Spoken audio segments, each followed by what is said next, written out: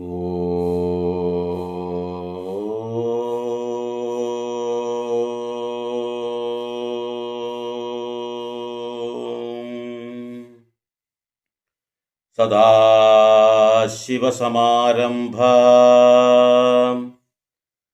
ശങ്കരാചാര്യമധ്യമാം അസ്മദാചാര്യപര്യന്താം വന്ദേ ഗുരുപരമ്പരാം. പ്രിയ കുടുംബാംഗങ്ങളെ, ഇന്ന് ഞാൻ നമ്മുടെ കുടുംബാംഗങ്ങൾക്ക് മുന്നിലേക്ക് കൊണ്ടുവരുന്ന വിഷയം എന്താണെന്നറിയോ? നിങ്ങൾ ധരിക്കുന്ന വസ്ത്രങ്ങളുണ്ട്. അത് സാരിയാവട്ടെ, ചൂരിദാറാവട്ടെ, ഇനിയല്ല പുരുഷന്മാർ ഈ മുണ്ട് ഒക്കെ നമ്മൾ ധരിക്കുന്നുണ്ട്, ഷർട്ട് ധരിക്കുന്നുണ്ട്. ഈ ധരിക്കുന്ന അവസരത്തിൽ പ്രധാനമായും ശ്രദ്ധിക്കേണ്ട ഒരു കാര്യമുണ്ട്. നിങ്ങൾ ഒരു കാരണവശാലും കറുപ്പ് നിറമുള്ള വസ്ത്രം ധരിക്കരുത് എന്നുള്ളതാണ്. മാത്രവുമല്ല, കാവി നിറമുള്ള ഓറഞ്ച് നിറമുണ്ടല്ലോ, ഈ ഓറഞ്ച് നിറമുള്ള വസ്ത്രവും ധരിക്കാൻ പാടില്ല എന്ന് പറയുന്നത്. ഈ കറുപ്പ് നിറത്തിൻ്റെ അകത്ത് പൂക്കളോ ഇനി വരയോ കുറിയോ എന്തെങ്കിലും ഉണ്ടെങ്കിൽ വിഷയം വരുന്നില്ല. അതോടൊപ്പം തന്നെ കാവി അല്ലെങ്കിൽ ഓറഞ്ചിൻ്റെ അകത്ത് ചുവപ്പോ പച്ചയോ നീലോ എന്തെങ്കിലും വന്നാൽ വിഷയമില്ല. പക്ഷേ ഒറ്റ കളറായിട്ടുള്ള ഈ വസ്ത്രം ധരിക്കുന്നത് ശരിയല്ല എന്നുള്ളതാണ് പറയുന്നത്. അങ്ങനെ ചെയ്യുന്ന അവസരത്തിൽ നമ്മൾ ചെയ്യുന്നതും നമ്മുടെ മനസാക്ഷിയല്ല, നമ്മുടെ പൈതൃകത്തോട് ചെയ്യുന്ന മഹാപാപമാണ് എന്നും കൂടി മനസ്സിലാക്കണം. ഒന്നും മനസ്സിലാകുന്നില്ല അല്ലേ? എന്താ ഇങ്ങനെയൊക്കെ പറയുന്നത്? ഇതുവരെ ആരും അങ്ങനെ പറഞ്ഞിട്ടില്ലല്ലോ എന്നൊക്കെയല്ലേ നിങ്ങൾ ചിന്തിക്കുന്നത് എന്ന് മനസ്സിലാക്കാം. ആദ്യം നമുക്ക് ഈ കാവി നിറത്തിനെ കുറിച്ച് പറയാം. എന്തുകൊണ്ട് കാവി ധരിക്കാൻ പാടില്ല എന്ന്, അതോടൊപ്പം കറുപ്പിൻ്റെ ഇതും കൂടി ഞാൻ പറയാം. ശരിക്കും നമ്മൾ ആലോചിച്ചോട്ടെ, ആരാണ് ഈ ശരിക്കും ഈ കാവി വസ്ത്രം ധരിക്കുന്നത്?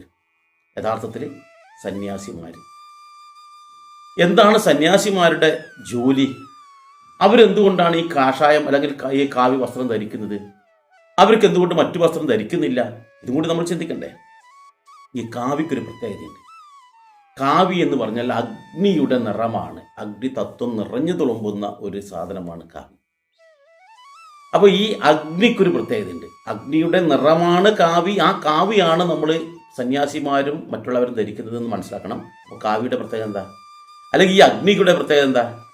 ഈ അഗ്നി എന്ത് സാധനം ഇട്ടാലും അത് ദഹിപ്പിക്കും. എന്ത് സാധനം, ഇനി വെള്ളം അടുപ്പത്ത് വെച്ച് കഴിഞ്ഞാൽ അത് മുഴുവൻ പറ്റിക്കാൻ അഗ്നിക്ക് കഴിയും. അതൊരു മോശ സാധനമാണോ നല്ല സാധനമാണോ വൃത്തികെട്ടതാണോ ഒന്നും നോക്കില്ല, എന്ത് ഇട്ട് കഴിഞ്ഞാൽ അത് നശിപ്പിക്കും. അപ്പോൾ ഈ വസ്ത്രം ധരിക്കുന്ന ആൾക്കാർക്കും ആ വ്യക്തിത്വം ഉണ്ടാകണം, അഗ്നിയുടെ തത്വം ഉണ്ടാകണം. എന്താണ്? ആര് എന്ത് എങ്ങനെ എത്ര മോശമായി സംസാരിച്ചാലും എത്ര നല്ലതായി സംസാരിച്ചാലും അതിലൊന്നും നമ്മൾ വീഴാൻ പാടില്ല എന്നുള്ളതാണ് ഒരു സന്യാസിയുടെ ഒരു സന്യാസി ആവുന്നതിൻ്റെ ആദ്യപടി. പല പ്രകോപനങ്ങളും നമ്മുടെ അടുത്ത് പറയും, പല വൃത്തികേടുകൾ പറയും, നമ്മളെ പറ്റി കുറ്റങ്ങളും കുറവുകളും ഒക്കെ പറയും. പക്ഷെ അതൊന്നും നമ്മളെ ബാധിക്കില്ല. അഗ്നിക്ക് ഇതൊന്നും ഒരു പ്രശ്നമില്ലല്ലോ. ചില ആൾക്കാർ നമ്മൾ നല്ല പുകഴ്ത്തി സംസാരിക്കും. നിങ്ങൾ വളരെ നല്ല വ്യക്തിയാണ്, നിങ്ങൾ അങ്ങനെയാണ് ഇങ്ങനെയാണ്, നിങ്ങൾക്ക് ഭയങ്കര കഴിവാണ്, ഇതൊക്കെ പറയുമ്പോൾ നമ്മൾ അതിനനുസരിച്ച് പൊങ്ങാനും പാടില്ല.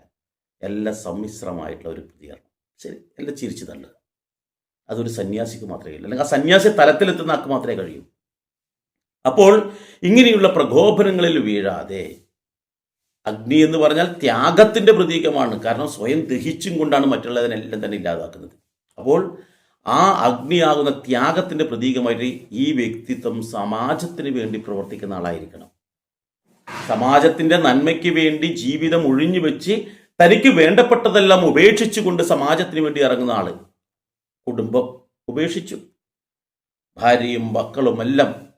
ഇനി വിവാഹം കഴിച്ച സന്യാസിമാരുണ്ട്, പക്ഷെ അവർ ഈ കുടുംബത്തിനെ പോലെ തന്നെ സമാജത്തെയും കാണാൻ നമുക്ക് കഴിയണം. അങ്ങനെ പറ്റുമെങ്കിൽ നിങ്ങൾക്ക് സന്യാസിയാവാം. നിങ്ങളുടെ ഭാര്യയെപ്പോലെ മക്കളെപ്പോലെ അതേ പ്രാധാന്യത്തോടുകൂടി അതേ സ്നേഹത്തോടു കൂടി സമാജത്തിനെ നമുക്ക് ഉൾക്കൊള്ളാൻ കഴിയണം എന്നർത്ഥം. വസിഷ്ഠൻ സന്യാസിയാണ്, ഗർഗൻ സന്യാസിയാണ്, ഗൗതമൻ സന്യാസിയാണ്. ഇവരെല്ലാം വിവാഹം കഴിച്ചവരാണ്. അപ്പോൾ അത്തരത്തിൽ സമാജത്തിന് വേണ്ടി പ്രവർത്തിക്കാൻ തയ്യാറാവണം, കഴിയണം. അങ്ങനെ സമാജത്തിന് വേണ്ടി ജീവിതം ഒഴിഞ്ഞു വെച്ച് തൻ്റെ ജീവിതം മറന്ന് സമാജത്തിന് വേണ്ടി മാറ്റിവെക്കുന്നതാണ് യഥാർത്ഥത്തിലുള്ള സന്യാസിമാർ. അപ്പോൾ അവരുടെ പ്രതീകമായിട്ടാണ് ഈ കാവ്യ വസ്ത്രത്തെ കാണുന്നത്. അപ്പോൾ ഈ കാവ്യ വസ്ത്രത്തിന് അത്രയും പവിത്രമായി കാണുന്നു. നമുക്കറിയാം ഈ കാവ്യ ധരിച്ച ആൾക്കാരെ, കാഷായ വസ്ത്രം ധരിച്ച ആൾക്കാരെ ശരിക്കും കേരളത്തിലാണ് ഈ വിപ്ലവം തലക്ക് പിടിച്ച ആൾക്കാരുടെ അതിപ്രസരം മൂലം ഈ കാഷായ വസ്ത്രത്തിന് ഒരു വിലയുമില്ലാത്ത തലത്തിൽ കാണുന്നത്. എന്നാൽ ഉത്തരേന്ത്യയിൽ പോയി കഴിഞ്ഞാൽ ആ വസ്ത്രം ധരിച്ച വ്യക്തിയോട് എന്തെന്നില്ലാത്ത ബഹുമാനവും ആദരവും ഉണ്ടാകും. എവിടെ കണ്ടു കഴിഞ്ഞാലും അവരുടെ കാല് തൊട്ട് വന്നിക്കുന്ന ഒരു ജനതയെ നമുക്ക് കാണാൻ കഴിയും. കാരണം അത്രയും മഹത്വമാണ് അവിടെ കാവ്യക്ക് കൊടുത്തിരിക്കുന്നത്, ആ വസ്ത്രം ധരിച്ച ആൾക്കാർ. എന്നാൽ ഇന്നത്തെ ഈ കാലഘട്ടത്തിൽ ഈ വസ്ത്രം ധരിച്ചുകൊണ്ട് പല വൃത്തികേടുകളും നമുക്ക് ചെയ്യുന്നത് കാണാൻ കഴിയും. പല തമ്മാടിത്തങ്ങളും.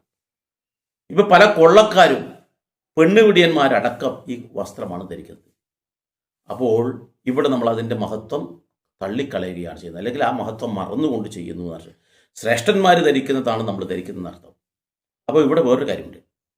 ഈ കേരളത്തിൽ ഈ പറയുന്ന കാഷായ വസ്ത്രം ഇന്ന് ജനകീയമായിട്ടുള്ളൊരു വസ്ത്രമാണ്. തൂമ്പാ പണി എടുക്കുന്നവനായാലും ശരി, ഇനി ഏത് ജോലിക്ക് പോകുന്ന ആൾക്കാരും, ഒരു ജോലിയില്ലാത്തവനായാലും പോലും ഈ കാഷായ വസ്ത്രം അല്ലെങ്കിൽ കാവ്യ മുണ്ട് ധരിക്കുന്നുണ്ട്. യഥാർത്ഥത്തിൽ ഈ വർഷങ്ങൾക്ക് മുന്നേ ഏകദേശം ഒരു 80-82 കാലഘട്ടങ്ങളിൽ ഈ ജനസംഘത്തിൻ്റെ ആൾക്കാർ അവർ ഈ പറയുന്ന മുണ്ട്, ജനതാ മുണ്ട് എന്ന പേരിൽ അവർ അത് ഉപയോഗിച്ചിട്ടുണ്ടായിരുന്നു. പക്ഷെ അന്ന് അവർക്കൊരു ധാരണയുണ്ട്, സമാജത്തിന് വേണ്ടി പ്രവർത്തിക്കാൻ തയ്യാറായിട്ട് അവരെല്ലാം തന്നെ ത്യജിക്കാൻ തയ്യാറായി, ത്യാഗം സഹിക്കാൻ തയ്യാറായി വരുന്നവരാണ് എന്നുള്ള ബോധത്തോടു കൂടിയാണ് ആ ജനസംഘത്തിൻ്റെ പ്രവർത്തനം ആരംഭിച്ചതും അതിനനുസരിച്ച് അവർ പ്രവർത്തിക്കുകയും അതിനനുസരിച്ച് അവർ ധരിക്കുന്ന മുണ്ടിനെ ജനതാ മുണ്ട് എന്ന പേരിലും നമ്മുടെ മലബാറിലൊക്കെ അറിഞ്ഞിട്ടുണ്ടായിരുന്നു. നിർഭാഗ്യമെന്ന് പറയട്ടെ, ഇന്ന് കള്ളന്മാരായാലും പെണ്ണുപിടിയന്മാരായാലും എല്ലാ വൃത്തികെട്ടവന്മാരും ഇന്ന് ഈ കാവ്യ വസ്ത്രം ധരിക്കുന്നു. ശരിക്കും അതിൻ്റെ മഹത്വം നമ്മളായിട്ടില്ലാതാക്കുന്നത്. അതുകൊണ്ട് നിങ്ങളുടെ ചിന്താഗതി എന്താണോ, ശ്രേഷ്ഠമായിട്ട് ഈ സമാജത്തിന് വേണ്ടി രംഗത്തിറങ്ങുന്ന ആൾക്കാർ ആണെങ്കിൽ നിങ്ങൾക്കത് ധരിക്കാം. അല്ലെങ്കിൽ ദയവ് ചെയ്ത് അതിൻ്റെ മഹത്വം കളയരുത്. ഇനി കറുപ്പ് സന്യാസിമാർ ഉടുക്കുന്നതല്ലല്ലോ, പിന്നെ എന്തിനാണ് കറുപ്പിനെ നമ്മൾ ഇങ്ങനെ ചിന്തിക്കുന്നത്? നമ്മൾ പലപ്പോഴും ചിന്തിക്കില്ലേ എന്ന് മനസ്സിലാക്കേണ്ടത്. കറുപ്പിൻ്റെ പ്രത്യേകത, കറുപ്പ് നിറ ശനീശ്വരൻ്റെ പ്രതീകമാണ്. ശനി എന്ന് പറഞ്ഞാൽ നോക്കണം, നെഗറ്റീവ് എനർജി, അതേപോലെ തന്നെ ദൃഷ്ടിദോഷം, ഇതൊക്കെ ശനിയുടെ ഭാഗമായിട്ട് വരുന്നതാണ്. അപ്പോൾ നമുക്ക് എന്തെങ്കിലും ഒരു ശനിയുടെ ഒരു ദോഷം വന്നു കഴിഞ്ഞാൽ നമ്മൾ എന്താ ചെയ്യുക? ശനിദോഷത്തിന് ശനീശ്വരനെ നമ്മൾ പ്രീതിപ്പെടുത്തും. ആ ശനീശ്വരന് വേണ്ടി നമ്മൾ പ്രാർത്ഥിക്കും, കാര്യങ്ങളൊക്കെ നമ്മൾ ചെയ്യുന്നത് ശനീശ്വരന് വേണ്ടിയിട്ടാണ്. ശനീശ്വരൻ്റെ മന്ത്രം ചൊല്ലും, ശനി ഗായത്രി ചൊല്ലും, അങ്ങനെ ശനിയെ പ്രീതിപ്പെടുത്താൻ വേണ്ടി നമ്മൾ പലതും ചെയ്യും, അല്ലേ?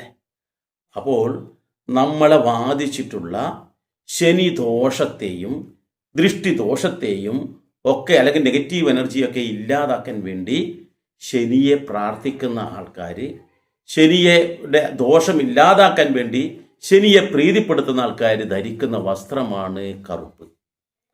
ശനീശ്വരനായിട്ടുള്ള സാക്ഷാൽ ശാസ്താവിൻ്റെ അരികിലേക്ക് പോകുന്ന ഭക്തന്മാർ, ശബരിമലയിലേക്ക് പോകുന്ന ഭക്തന്മാരാണ് ഈ കറുപ്പ് വസ്ത്രം കൂടുതലും ധരിക്കുന്നത്. അതുപോലെ തന്നെ ഈ കറുപ്പ് വസ്ത്രം കൂടുതൽ ധരിച്ച് വ്രതനിഷ്ഠയോടുകൂടിയാണ് അവരങ്ങോട്ട് പോകുന്നത്. പിന്നെയുണ്ട് കറുപ്പ് വസ്ത്രം ധരിക്കുന്ന ആൾ, ആരറിയോ? നീതിയും നിയമവും നടപ്പിലാക്കുന്ന ഇവിടുത്തെ കോടതിയിലെ ആൾക്കാർ. അവർ ധരിക്കുന്നത് കറുപ്പ് വസ്ത്രമാണ്.